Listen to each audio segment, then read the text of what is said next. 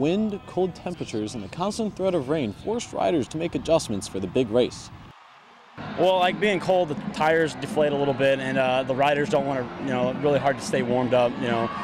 Ideal temperatures are like, 65, 70, which would be normally if we had raced, 2-3 weeks from now. But, it wasn't our decision, so we just do what we can. With the temperature in the 40s and a wind chill near freezing, fans braved the cold weather, including head football coach Bill Lynch. Got a lot of respect for the competitors, both the men and women, because you see them around campus year-round, know how hard they work for this. I'm rooting for them all and hope they have a safe race and have a lot of fun. Besides an early crash, the race was an overall hazard-free one, but regardless of the weather, winning is still as sweet as can be. In Bloomington, I'm Josh Greenberg, Hoosier Sports Night. Thanks, guys. Ben Heisler joins us in studio to help break down and provide analysis from this year's men's and women's races. Ben, first of all, what were some of your overall impressions from this year's competition?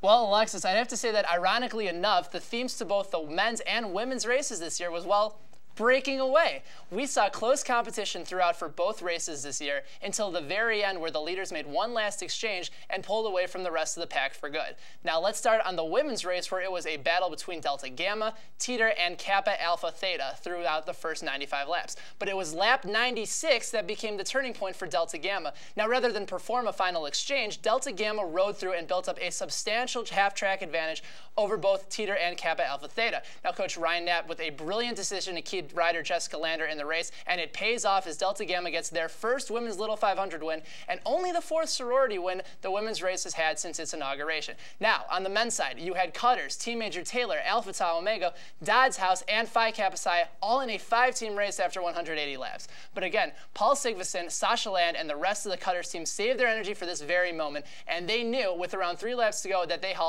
had it, I should say, right in the bag. Great overall conditioning, endurance, and excellent coaching from Coach Jim Kirkham that gave the Cutters team the back-to-back men's Little 5 championship, their 9th championship overall, which puts them ahead of Delta Chi for the most all time.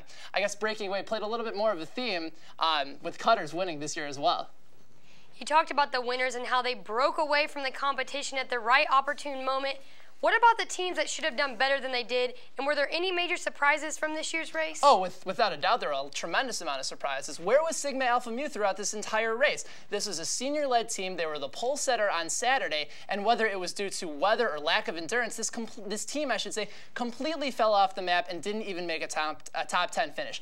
Disappointing day for them. Also, how about Alpha Tau Omega's comeback this year? My goodness, this was a team led by Hans Aronson 2 years ago that lapped the competition and rode a victory lane, and in 2007 they failed to qualify, and this year they came back from the 26th pole position to finish in the top 4 this year. A tremendous feel-good story for them. Now, on the women's side, I wouldn't necessarily call it a disappointment or a surprise, but Teeter looked like a real strong team to win the women's Little 500 this year. Their star rider and closer Sarah Riki was back and determined to come back and win, but unfortunately for them, it was just flawless execution from Delta Gamma to pull through at the end, exchange-free, and they used that advantage down that stretch. But I'd have to say, no real surprises on the women's race this year. The top teams finished near the top of the pack, and really, Alexis, it was a clean race throughout.